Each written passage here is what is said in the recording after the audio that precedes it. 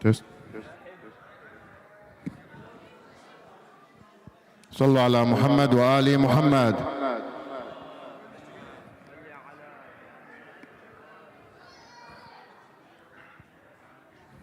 We will start dua al-iftitah if everybody want to join us. جزاكم الله خير.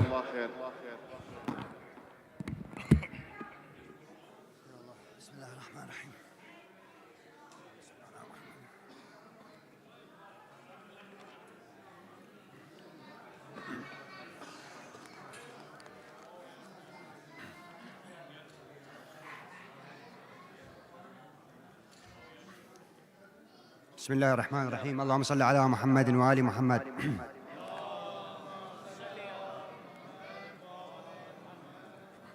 بسم الله الرحمن الرحيم. اللهم إني أفتتح الثناء بحمدك، وأنت مسدد للصواب بمنك، وأيقنت أنك أرحم الراحمين في موضع العفو والرحمة،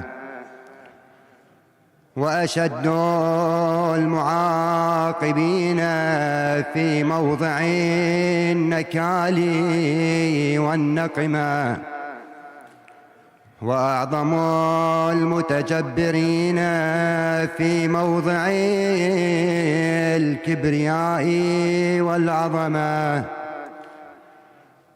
اللهم أذنت لي في دعائك ومسألتك، فاسمع يا سميع مدحتي، وأجب يا رحيم دعوتي، وأقل يا غفور عثرتي، فكم يا إلهي من كربة قد فرجتها، وهموم قد كشفتها، وعثرة قد أقلتها، ورحمة قد نشرتها، وحلقة بلاء قد فككتها.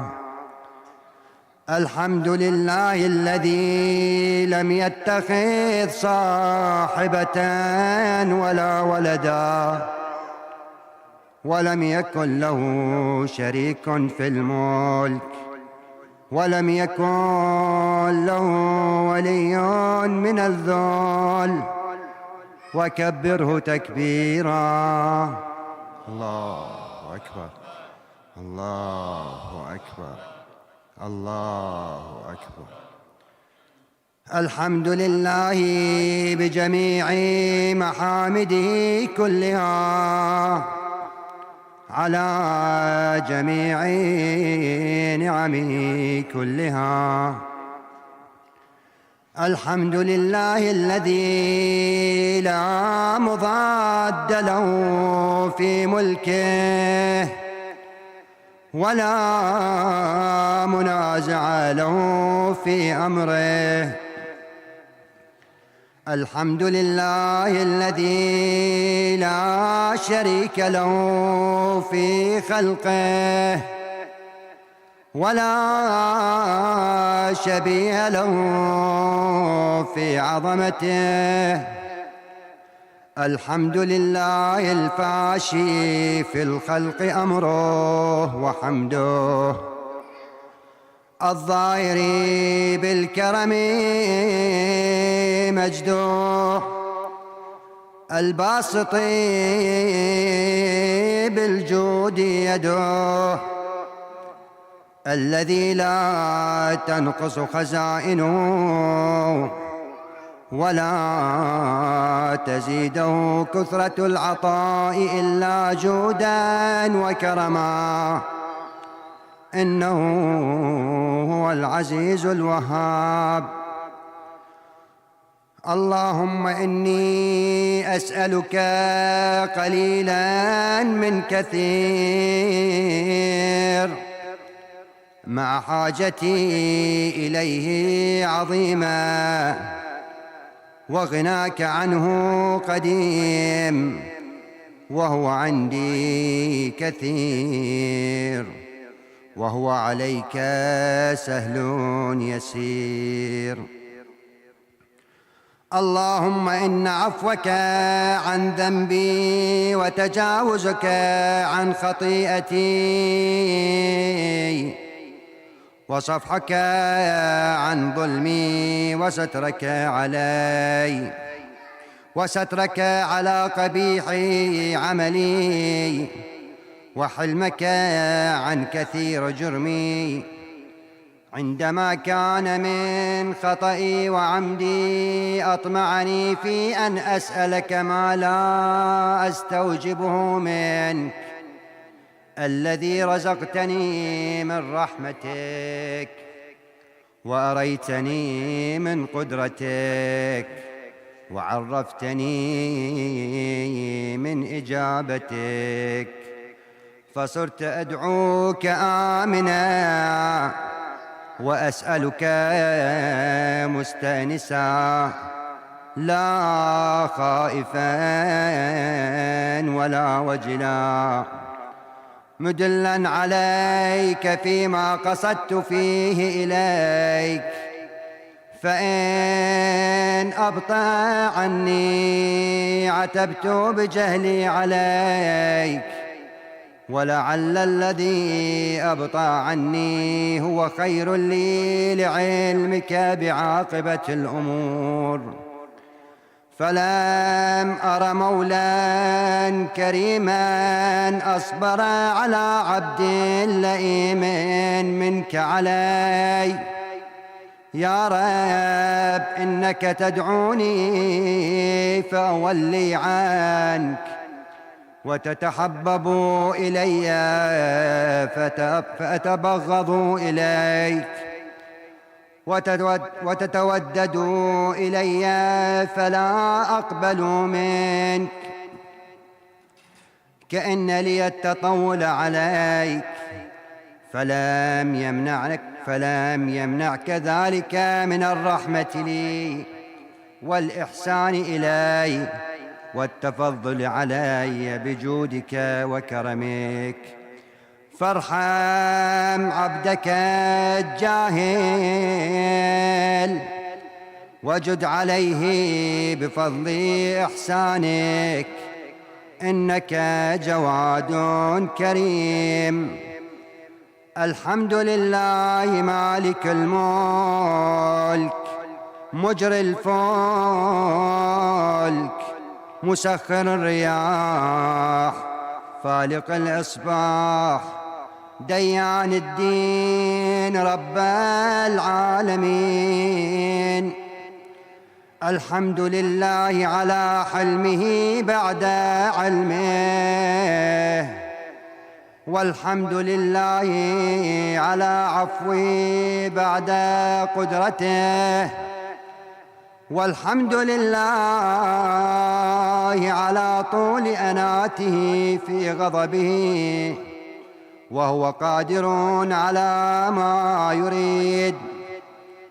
الحمد لله خالق الخلق باسط الرزق فالق الإصباح ذو الجلال والإكرام والفضل والإنعام، الذي بعد فلا يرى وقرب فشهد النجوى تبارك وتعالى. الحمد لله الذي ليس له منازع يعادله ولا شبيه يشاكله ولا ظهير يعاضده. قهر بعزته الأعزاء وتواضع لعظمته العظماء، فبلغ بقدرته ما يشاء. الحمد لله الذي يجيبني حين أناديه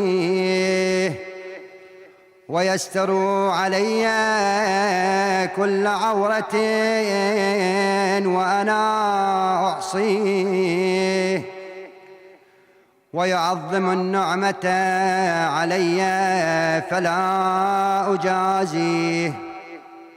فكم من موهبة هنيئة قد أعطاني، وعظيمة مخوفة قد كفاني، وبهجة مونقة قد أراني.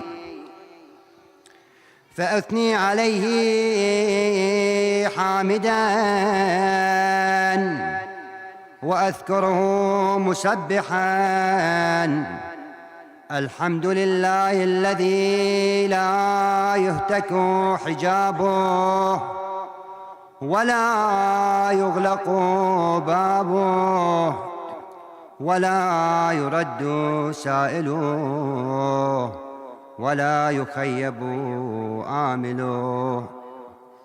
الحمد لله الذي يؤمن الخائفين وينجي الصالحين ويرفع المستضعفين ويضع المستكبرين ويهلك ملوكا ويستخلف آخرين.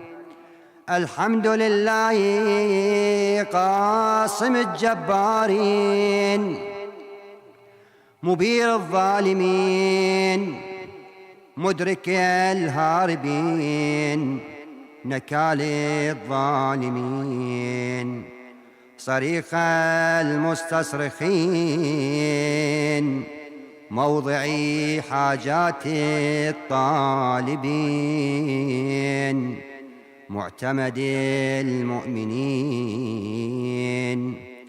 الحمد لله الذي من خشيته ترعد السماء وسكانها وترجف الأرض وعمارها وتموج البحار ومن يسبح في غمراتها.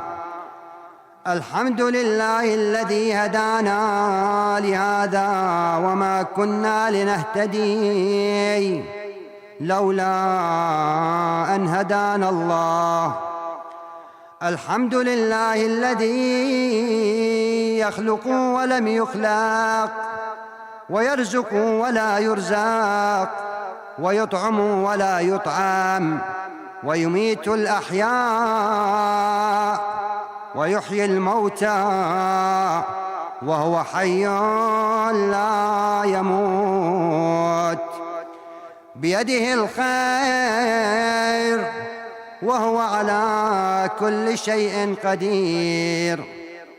اللهم صل على محمد عبدك ورسولك وأمينك وصفيك وحبيبك وخيرتك من خلقك وحافظ سرك ومبلغ رسالاتك أفضل وأحسن وأجمل وأكمل وأزكى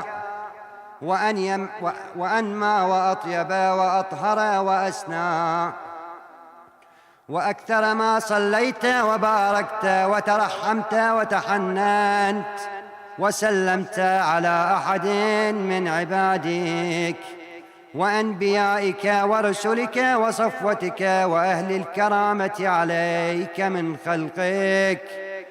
اللهم وصل على علي أمير المؤمنين ووصي رسول رب العالمين عبدك ووليك وأخي رسولك وحجتك على خلقك وآيتك الكبرى والنبأ العظيم.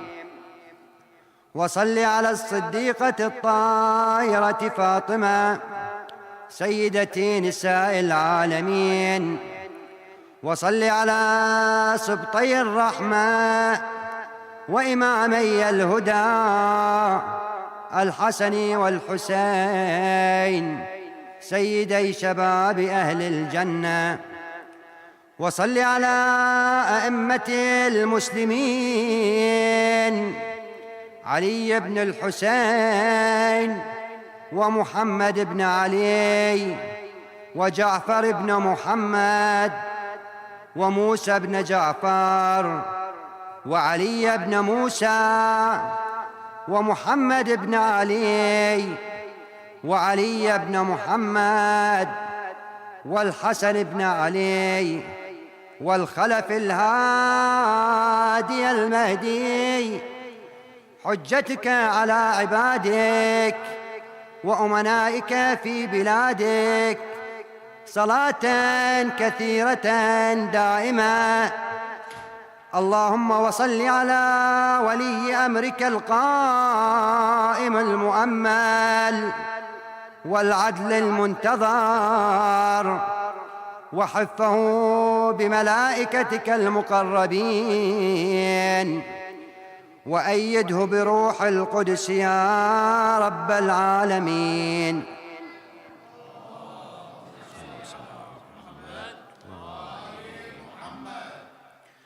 اللهم اجعله الداعي إلى كتابك والقائم بدينك، استخلفه في الأرض كما استخلفت الذين من قبله، مكن له دينه الذي ارتضيته له، أبدله من بعد خوفه أمنا يعبدك لا يشرك بك شيئا. اللهم أعزه وأعزز به، وانصره وانتصر به، وانصره نصرا عزيزا، وافتح له فتحا يسيرا، واجعل له من لدنك سلطانا نصيرا. اللهم اظهر به دينك وسنة نبيك حتى لا يستخفي بشيء من الحق مخافة أحد من الخلق. اللهم إنا نرغب إليك في دولة كريمة تعز بها الإسلام وأهله، وتذل بها النفاق وأهله، وتجعلنا فيها من الدعاة إلى طاعتك والقادة إلى سبيلك، وترزقنا بها كرامة الدنيا والآخرة. اللهم ما عرفتنا من الحق فحملنا، وما قصرنا عنه فبلغنا. اللهم المم به شعثنا، واشعب به صدعنا، وارتق به فتقنا، وكثر به قلتنا، واعزز به ذلتنا، واغن به عائلنا، واقض به عن مغرمنا، واجبر به فقرنا، وسد به خلتنا، ويسر به عسرنا، وبيض به وجوهنا، وفك به أسرنا، وانجح به طلبتنا، وانجز به مواعيدنا، واستجب به دعوتنا، واعطنا به سؤلنا، وبلغنا به من الدنيا والآخرة آمالنا، واعطنا به فوق رغبتنا يا خير المسؤولين. وأوسع المعطين. اشف به صدورنا واذهب به غيظ قلوبنا، واهدنا به لمختلف فيه من الحق بإذنك، إنك تهدي من تشاء إلى صراط مستقيم. وانصرنا به على عدوك وعدونا إله الحق. آمين.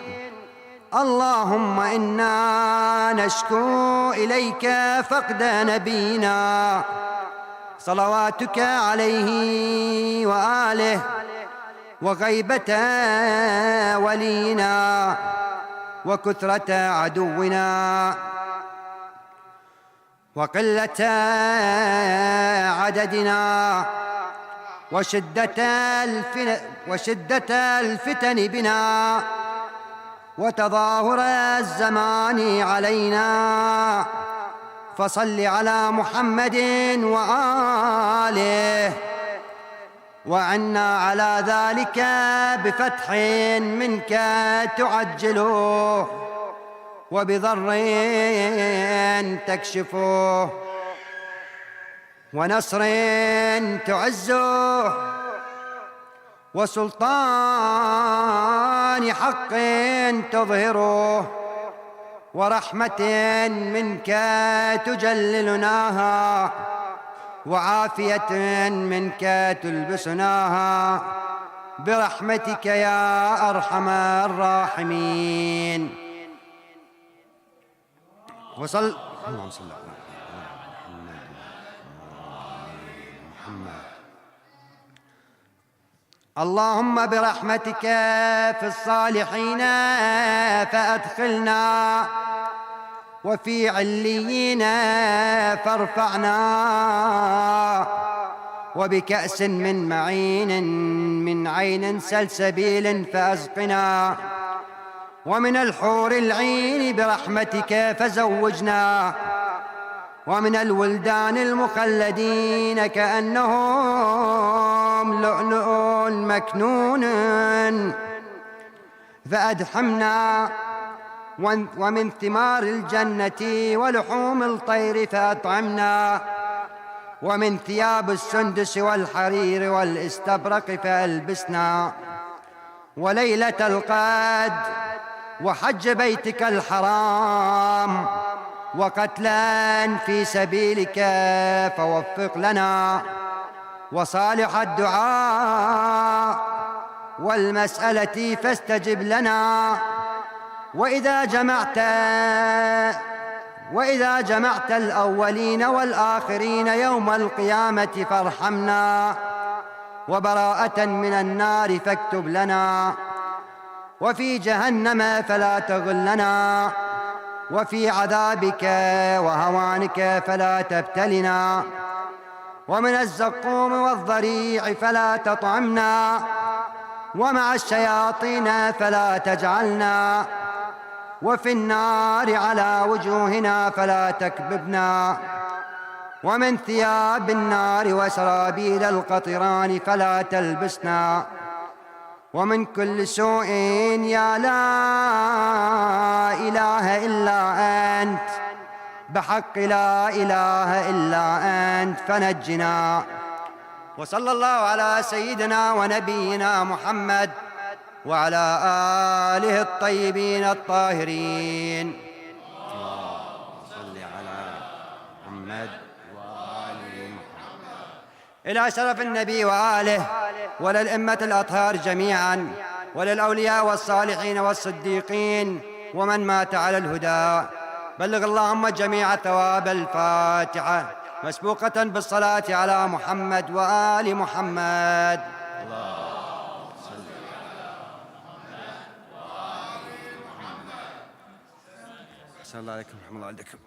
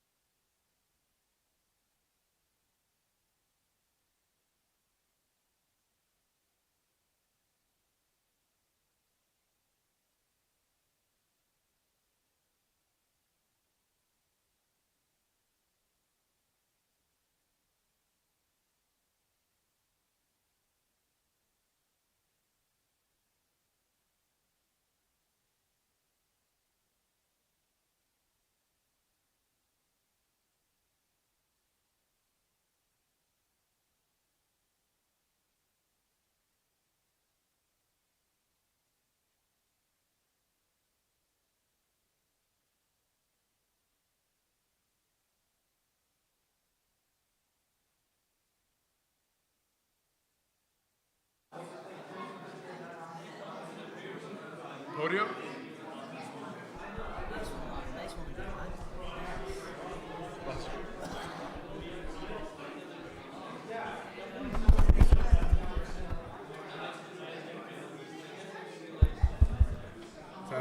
Test. Hey, get me volume up a little higher. Sallu ala Muhammad wa ali Muhammad. Just a quick announcement. In this hall, one of the brothers during prayer lost his car keys. So can we just look around and make sure that there's no car keys around you? What kind of car do you know?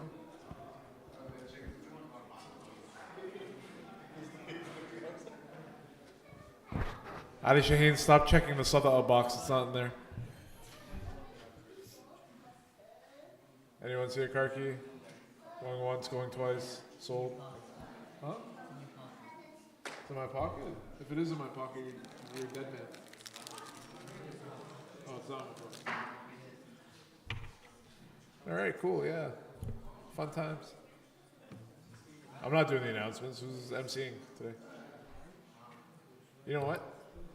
Mohsen was supposed to be yesterday, so.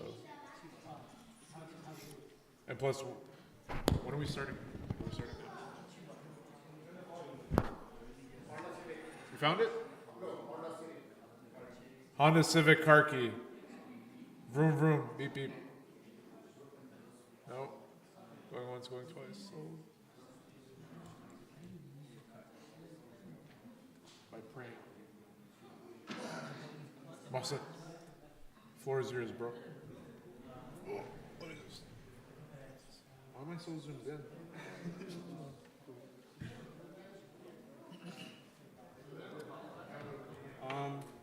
Hello? Okay. Assalamu alaikum, brothers and sisters. We have a couple of announcements today before we start our lecture. Our latest Qadr program is tomorrow and Tuesday. On the 31st, we have a sponsored iftar. The Quran competition deadline is on the 3rd again, so please sign up before. And the day of the competition is on the 6th. And April 5th, we do have a sit down with the Shaikh for a discussion. And let's invite Samahat al-Shaykh to the minbar with a loud salawat ala Muhammad wa ali Muhammad.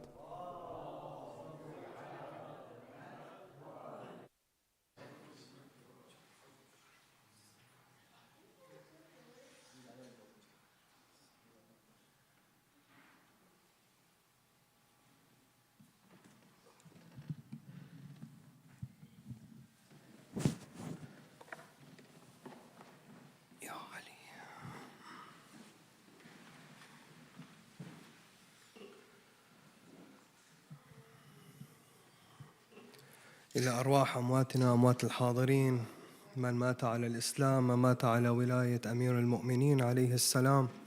إلى أرواح مراجعنا العظام لا سيما السيد الإمام روح الله الموسوي الخميني قدس سره الشريف. إلى أرواح شهدائنا شهداء الإسلام شهداء الدفاع المقدس شهداء على طريق القدس.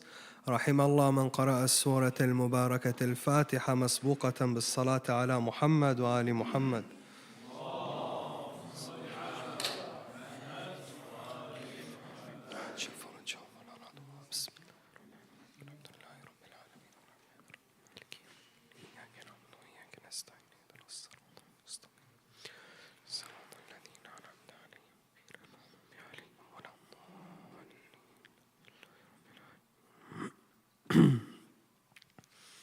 أعوذ بالله السميع العليم من الشيطان اللعين الرجيم.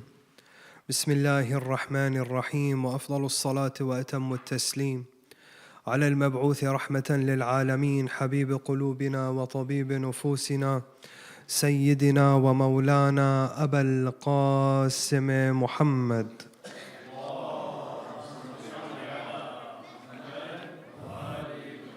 عليه وعلى آل بيته الطيبين الطاهرين لا سيما بقية الله في الأراضين روح وأرواح العالمين لتراب مقدمه الفدا واللعنة الدائمة على أعدائهم أجمعين منذ آدم إلى قيام يوم الدين. رب اشرح لي صدري ويسر لي أمري واحلل عقدة من لساني يفقه قولي. أعظم الله أجورنا وأجوركم بمصابنا بأمير المؤمنين علي ibn Abi Talib عليه السلام. We send our condolences to our Imam Sahib al-Asri wal-Zaman, عجل الله تعالى فرجه الشريف, our esteemed Maraja', the entire Ummah, and yourselves, brothers and sisters, on the anniversary of the tragic martyrdom of Amir al-Mu'mineen عليه السلام.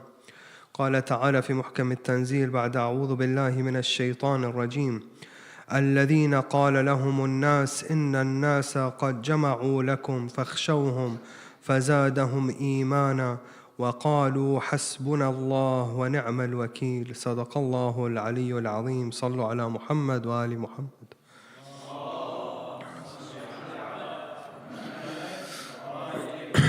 Allah Ta'ala says in Surah Al-Imran, Ayah 173, those to whom the people said, surely men have gathered against you, therefore fear them. But this increased their faith, and they said, Allah is sufficient for us, and most excellent is the protector. Sadaqallahu al-Aliyyul Azim. In the verse that we open up with, Allah Ta'ala is speaking about a particular group of believers, or rather He is giving a criteria of how the believer should be.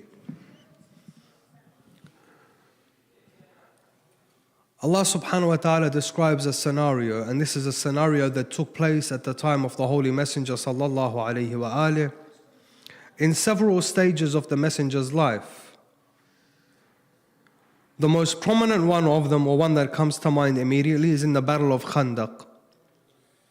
In the Battle of Khandaq, the Holy Messenger Sallallahu Alaihi Wasallam was in Medina with the believers, and all the kuffar of Quraysh had gathered together, all the tribes had gathered together, and they had made a pact that they would attack Medina and end Islam once and for all. And they had the support of the Jews of Khaybar at the time, who funded them with money and with weapons, and even facilitated in reaching truces between warring tribes of Quraysh, so that they may unite in fighting Rasulullah sallallahu alaihi wasallam. So a great army was set up, and this army came and it besieged Medina and besieged the Muslims. They encircled it.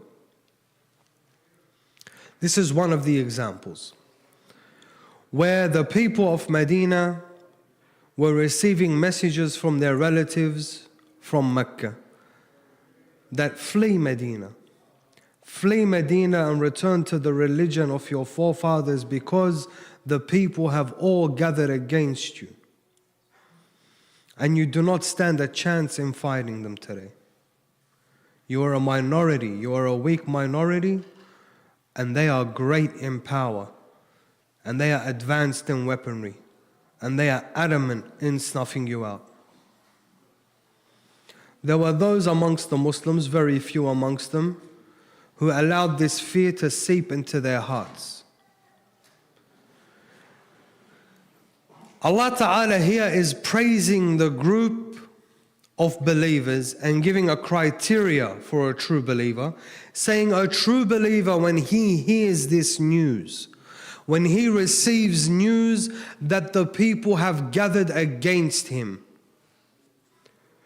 that the people have gathered against Islam, the masses have gathered against Islam, the governments of the world, the armies of the world, the media of the world, everyone has amassed themselves against Islam. This group of believers, what do they say? They say, فَزَادَهُمْ إِيمَانًا. This only increased them in faith. وَقَالُوا حَسْبُنَا اللَّهُ وَنِعْمَ الْوَكِيلُ. Allah is sufficient for us, and most excellent is the protector. This verse speaks to our situation today, brothers and sisters, where our values and our religion and our ethics and our worldview does not sit well with the powers that be today. And they've mustered every single form of warfare against you and I. Be it the military form, which is taking place in our homelands, or what we call the soft war, the cultural war, the war for your identity, the war to snuff out everything about Islam except for its name and shape. And this specifically targets you and I here. This cultural war is a vicious one. Do not think it any less vicious than an actual physical military war. You know, we say in that kind of war, you only have one option. Both options are victory. Yeah? You're either victorious or you are martyred for the sake of Allah Azza wa Jal, right? Both are good. We accept both happily. And both of them are a victory. The cultural war, however, if you fall victim, there is no shahada. There's no martyrdom. If you are not victorious, you lose. You lose. It's very simple. There is no Firdaus and Jannah and lakes of honey and lakes of milk waiting for you on the other side.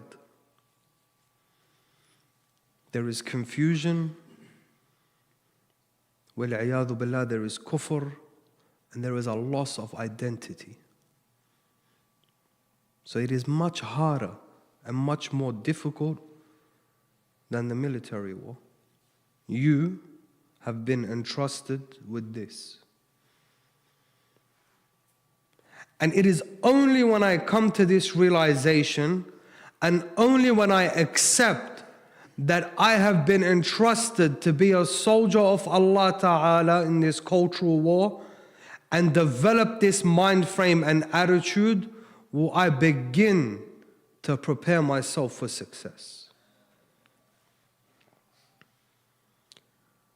But this needs preparation and it needs knowledge and it needs patience. Because the most valued thing to you is what's at risk. And it is your identity as a Muslim. Your religion is what's at risk. You know, Amir al-Mu'mineen alayhi salam were in his nights. When Rasulullah sallallahu alayhi wa alihi wa sallam, when he informs him, when he gives him the prophecy that he will be martyred in this manner, he says to him, Ya Ali, it is as if I see the most wretched of Allah Ta'ala's creation striking your head, and I see the blood of this dyeing this, meaning I see the blood of your head dyeing your beard, Ya Ali. The first and only question Ali alayhi salam is concerned with is what? What does he ask the Holy Messenger? Does he ask him, will it hurt, Ya Rasulullah? Will it be painful? Will my children be orphaned? No.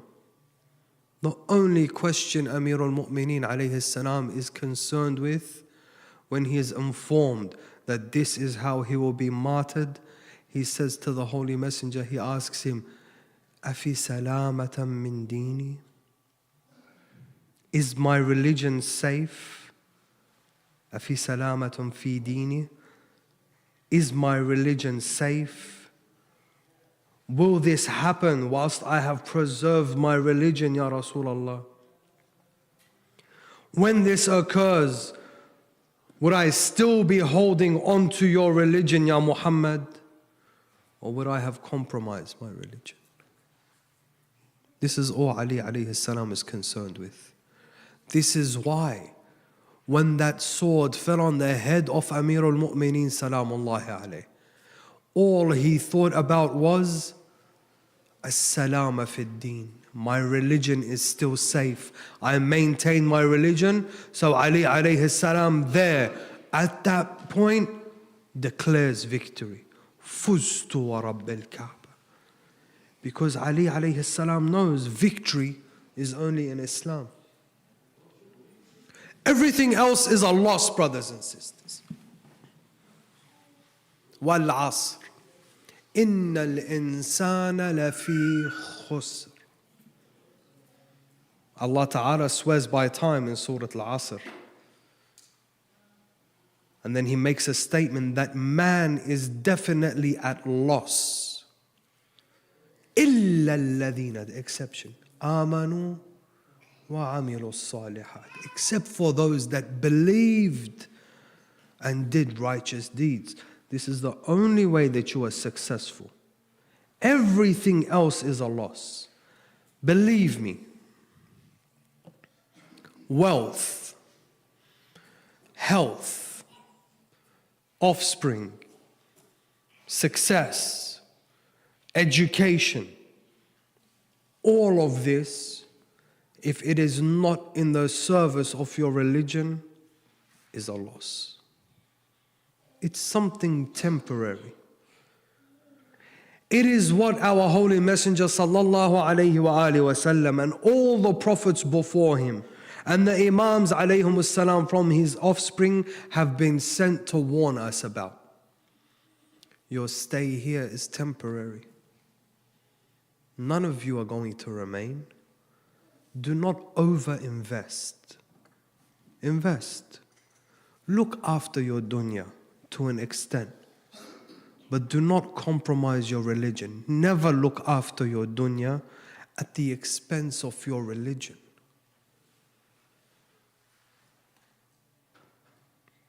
None of it is worth it. All of it is temporary. Everything. Your relationships, your accreditations, your money, even your own children. You know, sometimes, and to me personally, the saddest story in the Holy Quran is the story of Nuh alayhi salam. Yeah, this grand prophet of Allah Azza wa Jalla. For 950 years he's preaching to his people. And for 950 years he's been entrusted by Allah Ta'ala to guide the people. And he was the source and door of salvation that Allah Ta'ala provided to the people. Nuh alayhi salam in the Holy Quran begs his son, ride with us, please.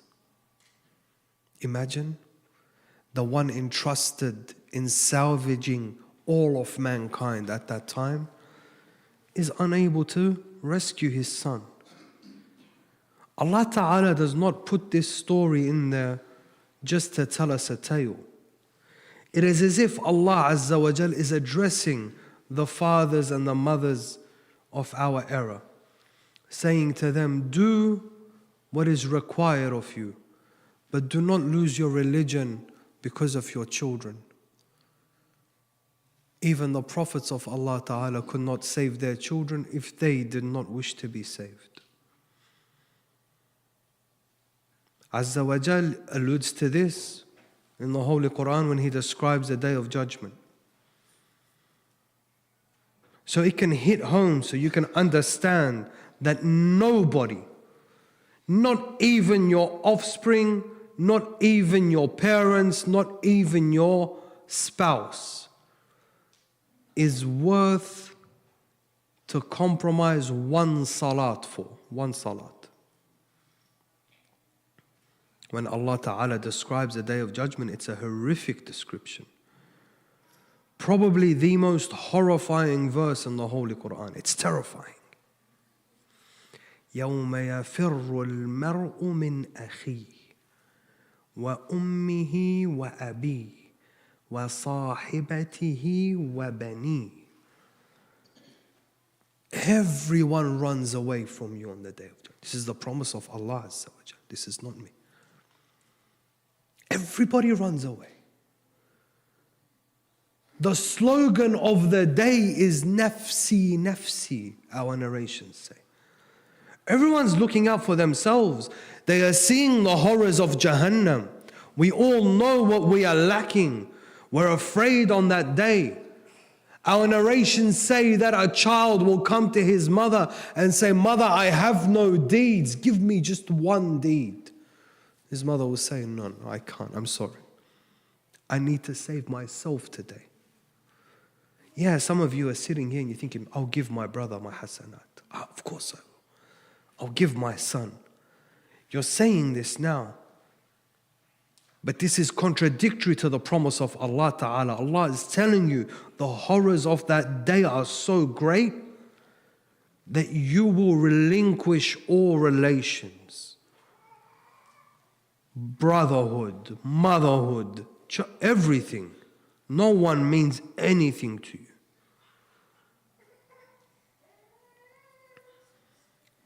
So everything other than maintaining your religion is a loss. It doesn't matter how successful you are. But what does this mean? What does it mean to maintain your religion? Does it mean that I just identify as a Muslim, I abstain from alcohol and swine, and I perform my wajibat? Here have I maintained my Islam here? Is this what Islam is?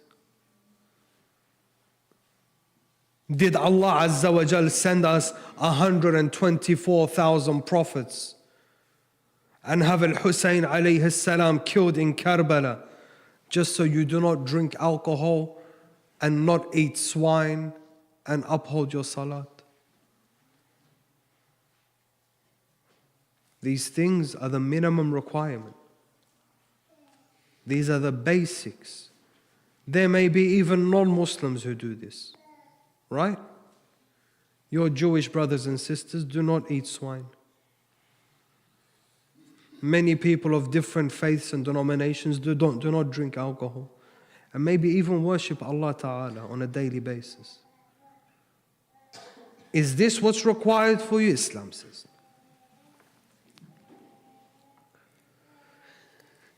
Islam wants you to understand, Allah Ta'ala wants you to understand through the Holy Quran and through His Holy Messenger Sallallahu Alaihi Wasallam and through the Imams Alayhum Salam, that Islam is not an aesthetic religion or an agnostic faith that focuses solely on the spirituality of the individual. Islam is holistic. It's a complete package. It is the final religion of Allah Azza wa Jal. It touches and enters and creeps into every aspect of your existence. Your spiritual aspect, your social aspect, your political aspect, your economical aspect. Everything got to do with your existence, Islam has dictated to you how you are supposed to go about it. And Islam has said to you that all of these tenets are to be upheld. All of them. You don't pick and choose. You cannot say, "I'm a spiritual Muslim." Spiritually, I'm a Muslim. I believe in the oneness of Allah Azza wa Jal and I perform my salat. But I do not agree with Islam's worldview. Or I'm a jurisprudential Muslim. I just focus on the details of jurisprudence. Halal, haram, tahara, najasa. This is it. You can't dissect Islam as you wish. Islam is one package. And as we've been saying in the nights before, this entire package flows from our belief in the one true God.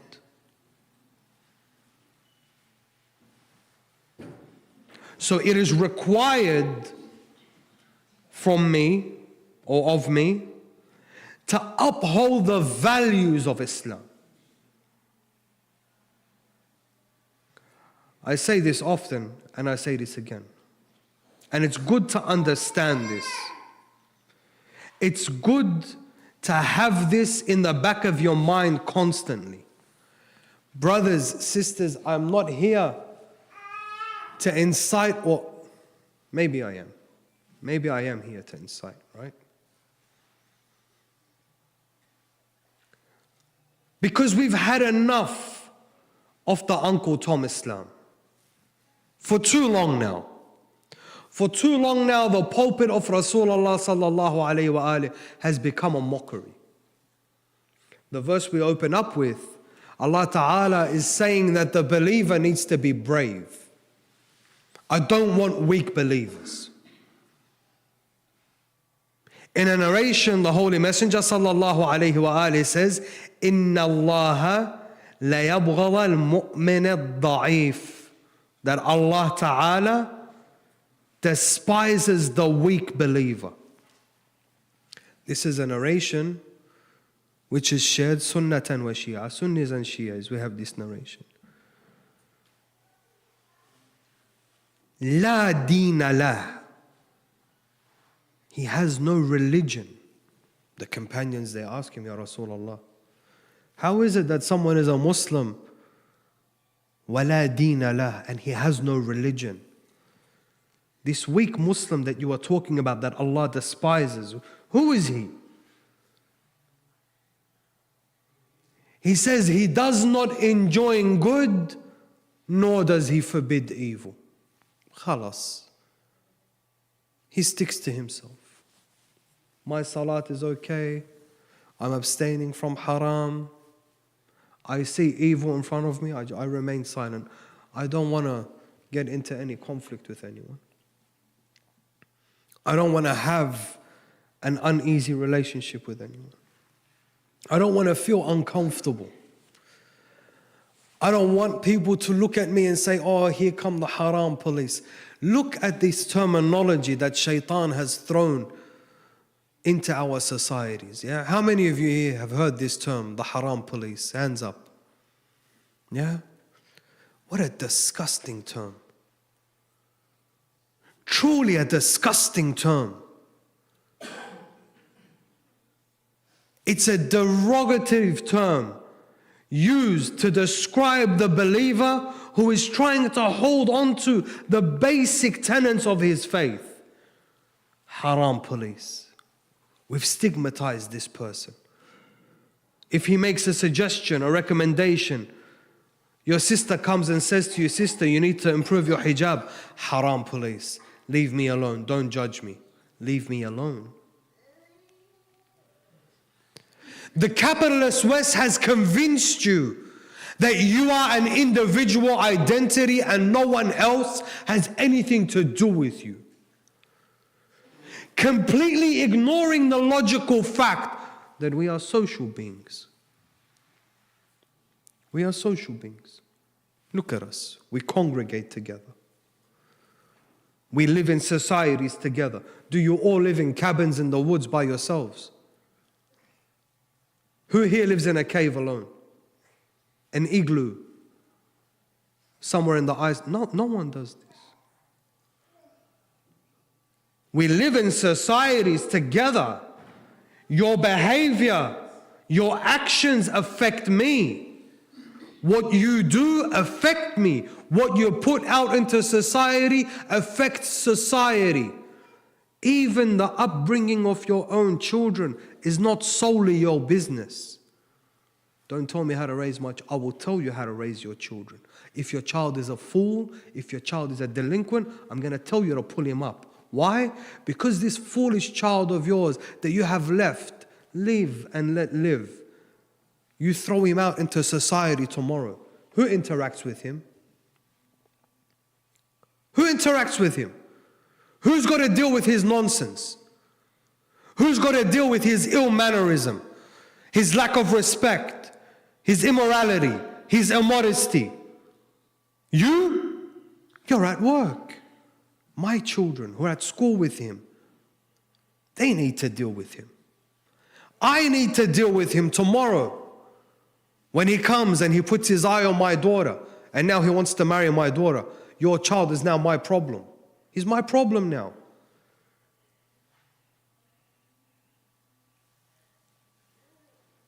Or the mother that turns the blind eye to her drug dealing son. Simply because it's her son. And he sends her off to Lebanon once, twice a year. Allah يرضى عليه. كل سنة بيبعتني على لبنان. عرق جبينه. With this haram money. And the day he gets raided, wallah, I've seen this with these two eyes. The day he gets taken in, my son, haram, he's a good boy. He's a good boy. Your 17, 18-year-old son driving a $60,000, $70,000, $80,000 car. Hajji, come on, wake up. Wake up to yourself. It's no one's business what my children do. No, it's everyone's business. I'm not saying get nosy and get into people's business. But what I'm saying is, this attitude of each to their own is not an Islamic attitude. Enjoining good and forbidding evil is not an option in Islam. Allah Ta'ala does not say to you that when you want to, if you feel like it, enjoin good and forbid evil. It's an obligation like your salat. It's a wajib. Don't ask me, ask your maraja. Pick up the Risala Amaliya and check it. It's wajib. You will be held accountable. If Allah Ta'ala wanted us to adhere to this individualism and no one has anything to do with anyone, this is in the akhirah. In the akhirah, no one is responsible for anyone. In the dunya, we're responsible for one another. Otherwise, Allah Azza wa Jal would not have sent us all of these prophets. He would not have sent us the Imams alayhim salam. He would not be sending us Imam Sahib al-Asri wal-Zaman ajjalallahu ta'ala farajahu al-Sharif. What business do these prophets and these Imams have if Allah intended for us to live individually? What good?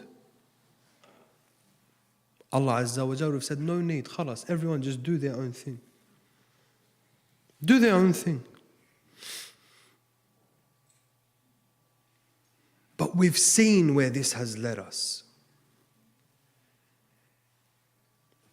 كنتم خير أمة أخرجت للناس تأمرون بالمعروف وتنهون عن المنكر. You are the best of nations which has emerged from amongst the nations before you under the condition. There is a condition. You must enjoin good and forbid evil. Now, the jurisprudential aspects of this we'll discuss at some other time. But as a philosophy, it's something that must be upheld. The Muslim needs to be a reformist in whatever society he is in. You don't leave Islam in Pakistan and in Lebanon and in Iraq and come here and carry only the cultural tenets of Islam. If you're gonna come here, you have a responsibility to bring Islam with you. If you're gonna lose your Islam, then you being here is problematic. Being here is problematic. Ask your maraja, send off questions to them. If you are not reformers of society, if you are not presenting Islam as it should be presented to society, then what are you doing? This culture war or soft war is on the offensive against you. If you sit back passively, if you take a passive approach, you're going to drown in the tide. You need to be presenting to society the alternatives. There is a reason, brothers and sisters, we're not being paranoid here. But there is a reason why the powers that be do not like you. And you need to understand that they do not like you. If you live with your head in the sand, thinking your enemy loves you and wants the best for you, then you are a fool.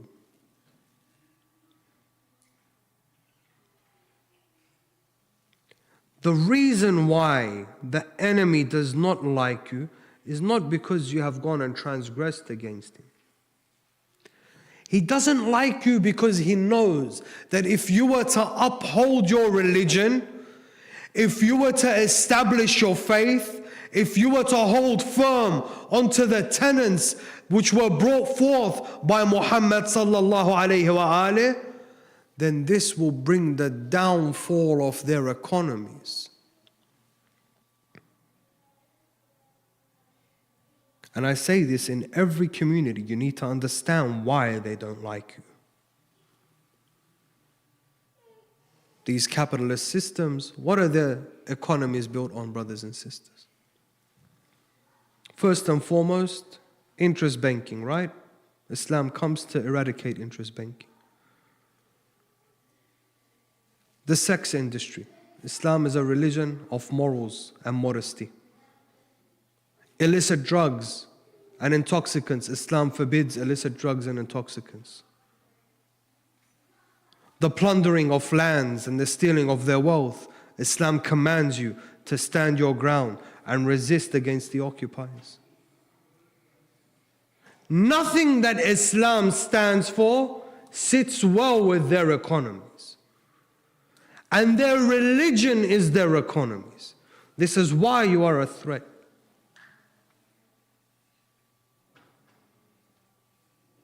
And you have a responsibility to preserve, not only preserve, but present this. Present Islam as the alternative. Because the non-Muslim, just like you, is drowning. He's drowning out there. And he's looking for salvation. He's looking for hope. But this needs courage. The verse we open up with is saying that you are not allowed to be weak. You are not allowed to be a coward. Allah Ta'ala wants strength. He wants strong believers. He wants believers that have organized their affairs. Their communities are strong enough, socially and economically and politically. Whether they be here in London, Ontario, or in Tehran, or in Sydney, Australia, it doesn't matter. You cannot be weak. If you are to be carriers of the religion of Allah Ta'ala, you need to have the heart of a lion. You need to be like those Allah Ta'ala mentioned in the Quran, that when they hear the people have gathered against them, this increases them in iman. They say, let them come. Let them come.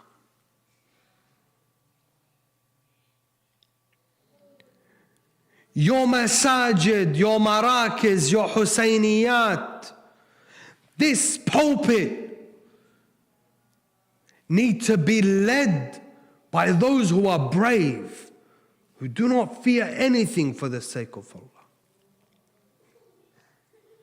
Do not invite the coward to lecture you on religion, to teach your children religion,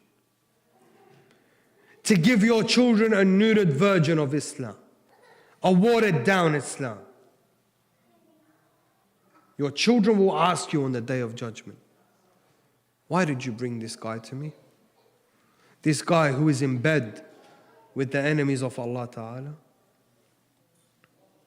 Look what Imam al-Sadiq alayhi salam says to us regarding the Shia of Akhir al-Zaman, how they are supposed to be. The Shia of Imam al-Mahdi, ajjalallahu ta'ala farajahu sharif. Sallu ala Muhammad wa ali Muhammad.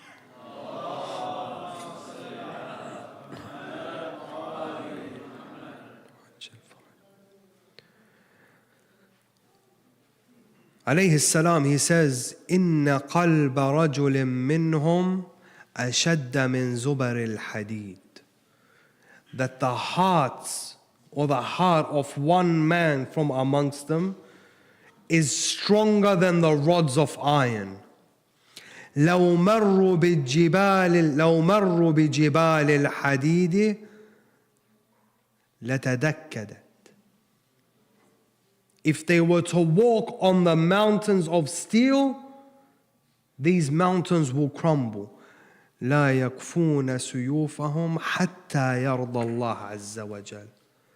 They do not put down their weapons. And this is not in regards to actual weapons, but in regards to everything which is of might, to propagate your religion, to strengthen your communities, to be prepared. You do not surrender until Allah Ta'ala is pleased with you. Here and only here can you stand like Ali ibn Abi Talib alayhi salam and say, Fuztu wa Rabbil Kaaba. Otherwise, I built masajid, I built Husayniyat, I built Maracas in Australia and in London and all of these centers we have built. If they're not actually upholding Islam, then there is no good. The masjid is only holy if it is upholding and reviving Islam. A masjid that doesn't do this, the Holy Quran gives us an example at the time of the Holy Messenger sallallahu alaihi wasallam. There was a masjid called Masjid Dirar. It was the masjid of the hypocrites. You know what the Holy Messenger does to this masjid? You know what Allah Ta'ala commands the Holy Messenger to do to this masjid? He says to him, burn it, Ya Muhammad. Burn it. Set it ablaze. This masjid's job is to weaken Islam. So the pulpit that sits there and tries to draw for you a pretty picture about your relationship with the enemy, that tries to bring you closer to the enemy, that does not incite you against the enemy, that tells you to compromise, that does not address the affairs and the issues of the Muslims and shies away from them, this is like Masjid Dirar. If it's not strengthening and empowering your youth, then it's weakening and compromising your youth. Sallu ala Muhammad wa ali Muhammad.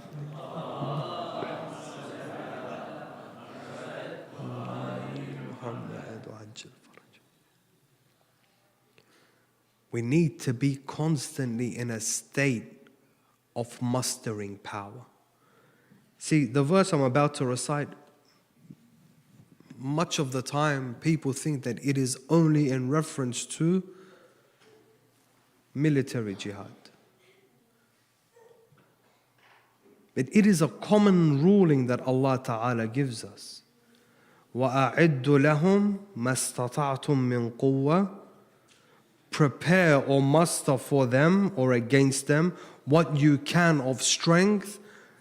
This is a general ruling.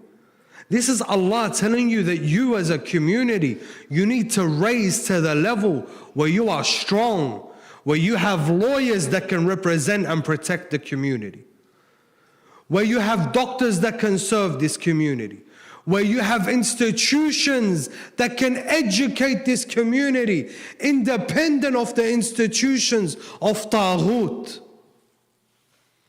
It's unacceptable that we hand our children to our enemies and have them educate us.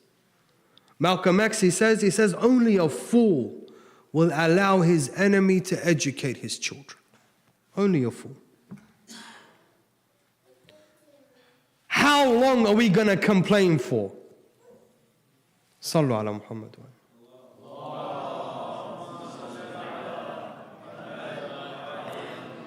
How long are we going to complain for? That my children at school, look what they're teaching them, this whole gender confusion thing. I'm scared, I'm worried. I say, Habibi, why are you scared? Why are you worried? Why do you not have your own institutions? Why? We have money, please. Some people get upset when I speak like this. We're not poor people as a community. Our communities are not poor. I come to the masajid, I see the cars, I see the chains, I see the clothing, I see the designer bags, I see them. I see them with my eyes. Yeah? I don't see the khums, all right? But I see what's going on. I'm not talking about here in Van. I haven't been here long enough to make that assessment. But in general, I speak for my own community, in general, in Sydney. No, we're a fairly wealthy community. We have the means, but we don't believe in the investment. When it comes to Allah Azza wa Jal, we're stingy. We're very stingy. We don't like dealing with Allah. We're not seeing that we're investing in ourselves, in my own children, in my own youth. All year he's spending money. Every week, every day, he spends $200-300 on the weekend just going out. Say to him, let's gather some money and build a school for our youth. Can you get me an ijazah for khums? Now he wants to spend the imam's money. He wants to spend the imam's money. Always, give me an ijazah, please. Okay, we'll get you an ijazah. Yeah? But do it. We need to have these institutions. And we need to have them independent of the government.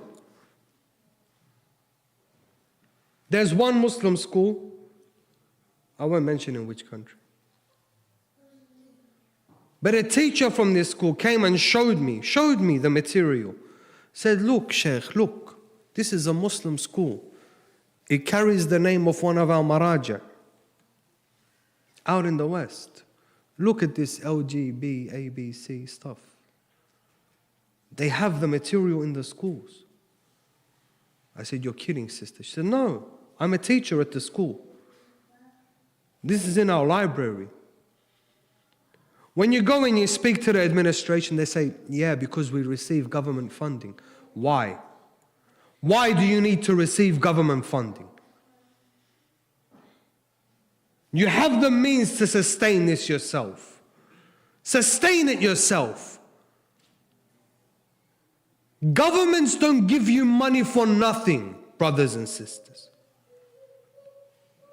They don't give you money because they love you and they want you to present this Islam and to maintain this Islam.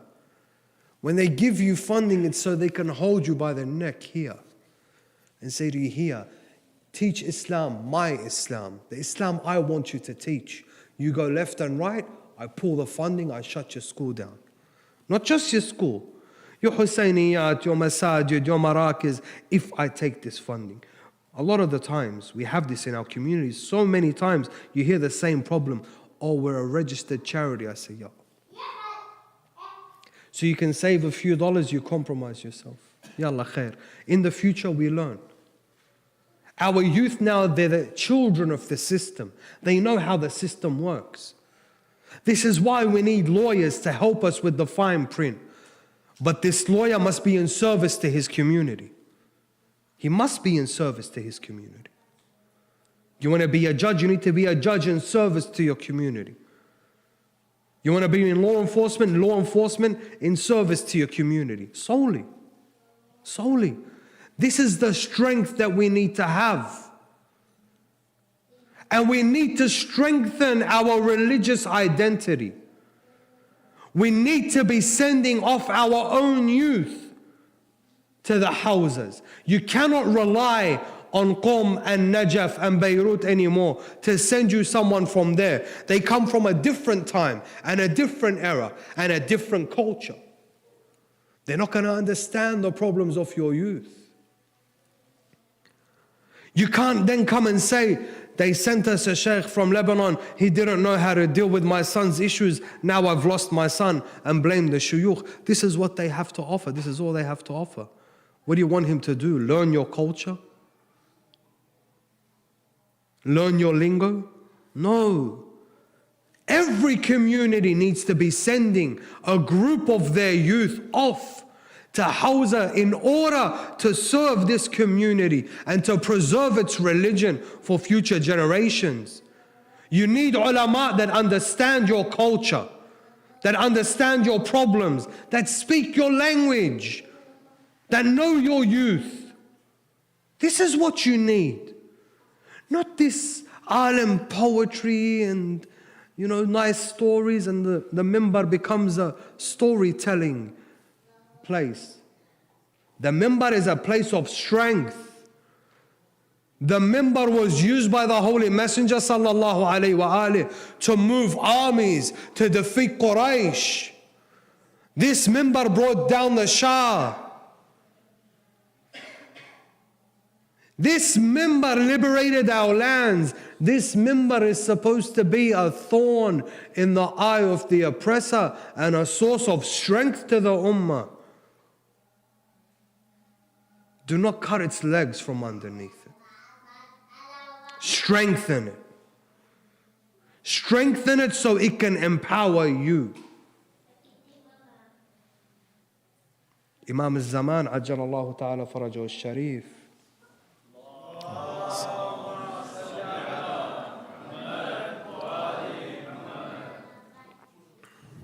I've taken up enough of your time. I went off on a rant, didn't I?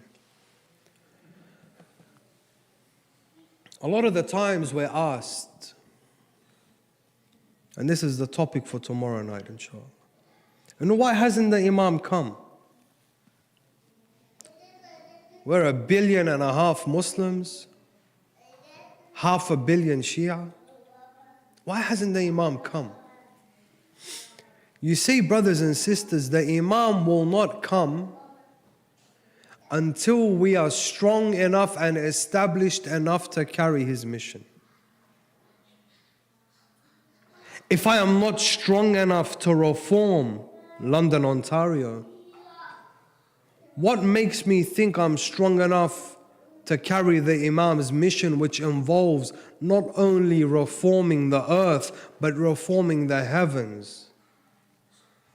The Imam's revolution encompasses as-samawat as-sab' wal-aradin as-sab'. The Imam's revolution ليظهره على الدين كله ولو كره المشركون. This is the Imam's revolution. You want the Imam to come and we're not ready? I compromise my Imam then.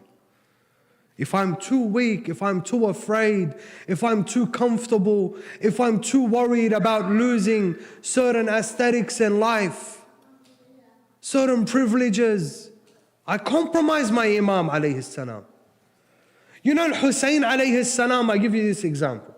Hussein alayhi salam, he meets a person on the way to Karbala named Al-Dhahhak. Anyone here familiar with Al-Dhahhak? Look how wretched this man's story is. Can you ever imagine that someone will fight side by side with Al-Hussein alayhi salam, but he would be a wretched person? This is one of them. Al-Dhahhak says to Al-Hussein alayhi salam in a nutshell, he says to him, Ya Aba Abdullah, I have businesses in Kufa. I have wealth, I have children, I have wives. They need me. I will stand with you, Ya Hussein, for so long as there is someone else with me.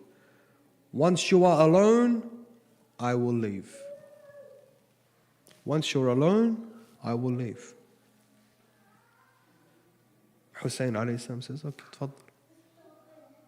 Can you imagine? On the day of Ashura, he fights side by side with the companions of Al-Hussein alayhi salam. When all the companions are martyred and Al-Hussein alayhi salam is alone on the plains of Karbala by himself, Al-Dhahhak comes to Al-Hussein alayhi salam and he says to him, Ya ibn Rasulullah, you promised me. We had an agreement. We had an agreement, Ya ibn Rasulullah. He says to him, okay, go. Go. He leaves his Imam on the plains of Karbala. As he is leaving, he can hear the call of Al-Hussein alayhi salam, هَلْ مِن نَاصِرٍ يَنصُرَنِي. The Imam is calling for helpers. He was there. He was there and he's abandoned his Imam. Why? Because he's attached.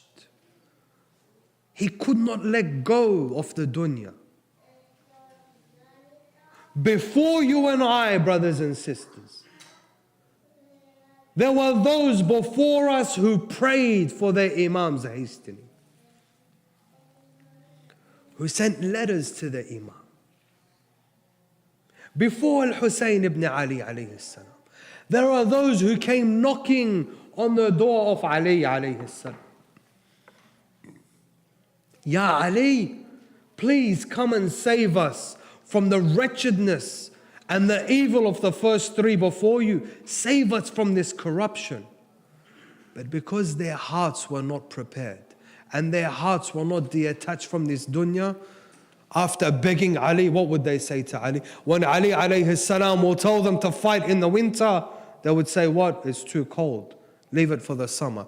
In the summer, it's too hot, Ya Ali.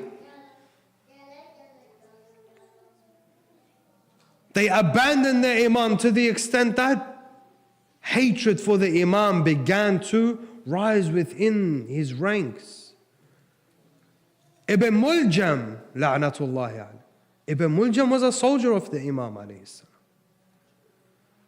Yet he kills Amir al-Mu'mineen alayhi salam. Kufa, we see the same thing. Letters to Imam al-Hussein, begging him, come and save us from Ibn Ziyad. Come and save us from Yazid. When Al-Hussein alayhi salam came, my businesses, my money, my citizenship, my jinsiyah, my visa, my social media account, my platform, I don't want to get cancelled. The weakness of this ummah is what killed Al-Hussein alayhi salam. The cowards from amongst those who claim to be his Shia compromised his life. Do not compromise or jeopardize the life of your imam. You're not prepared to serve for your imam? Justify between you and Allah. Justify how you have the audacity to call upon the hastening of his reappearance. What do you want him to come to? اللهم صل على محمد وآل محمد وعجل فرجهم واهلك عدوهم. اللهم إنا نرغب إليك في دولة كريمة تعز بها الإسلام وأهله وتذل بها النفاق وأهله، وتجعلنا فيها من الدعاة إلى طاعتك والقادة إلى سبيلك، وترزقنا بها كرامة الدنيا والآخرة بمحمد وعترته الطاهرة صلواتك عليه وعليهم أجمعين.